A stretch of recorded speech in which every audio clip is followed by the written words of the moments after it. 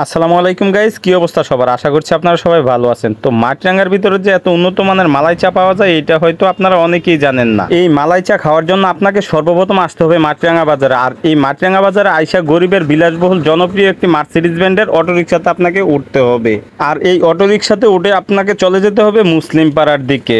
মাটিরাঙ্গা বাজার থেকে ইব্রাহিম ভাইয়ের মালাই চায়ের দোকানে গেলে আপনাকে গুনতে হবে প্রতিজনকে অটো ভাড়া 10 টাকা করে। দেখেন না, আপনাদের সাথে কথা বলতে বলতে চলে আসলাম মাটিরাঙ্গা জুনের সামনে। আর এই জুন থেকে ঠিক 100 ফিট সামনে গেলেই দেখতে পারবেন মাটিরাঙ্গা সরকারি মডেল উচ্চ বিদ্যালয়। এই স্কুলের বিপরীত পাশে আসলে দেখতে পাবেন ছোট্ট করে একটি সাইনবোর্ডে লেখা আছে মালাই চাগর, প্রোপাইটর মোহাম্মদ ইব্রাহিম। তো দেখেন না, আমি এই চায়ের দোকানে ঢুকে গেলাম। আর ঢুকার পরে দেখতে পারলাম যে একজন আমার ভালোবাসার মানুষ, সে কিনা প্রতিনিয়ত আমার ভিডিওগুলো নাকি দেখে। আর এই দোকানে আসার পর আমরা 2 কাপ চায়ের কথা বলছিলাম। তো ইব্রাহিম ভাই আমাদেরকে জিজ্ঞেস করলো যে আপনারা কী চা খাবেন। তখন বলছিলাম যে আমরা মালাই চা খাবো, কারণ ইব্রাহিম ভাইয়ের দোকানে 10 টাকা থেকে শুরু করে 50 টাকা দামের চা পাওয়া যায়।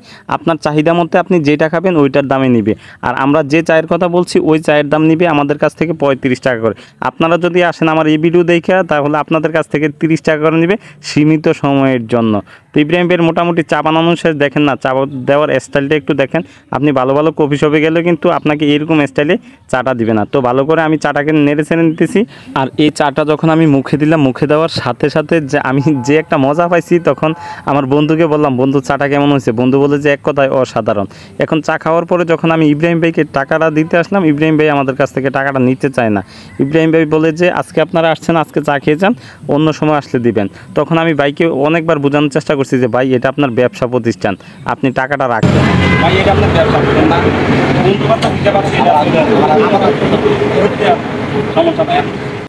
ইব্রাহিম ভাইয়ের সাথে কাটানো সময়টা অনেকটা আনন্দ মুহূর্ত ছিল। তো ভালো থাকবেন, সুস্থ থাকবেন, দেখা হচ্ছে পরবর্তী কোনো ভিডিওতে। আর যদি সময় পান তাহলে অবশ্যই ইব্রাহিম ভাইয়ের দোকানে এসে এক কাপ মালাই চা খেয়ে যাবেন।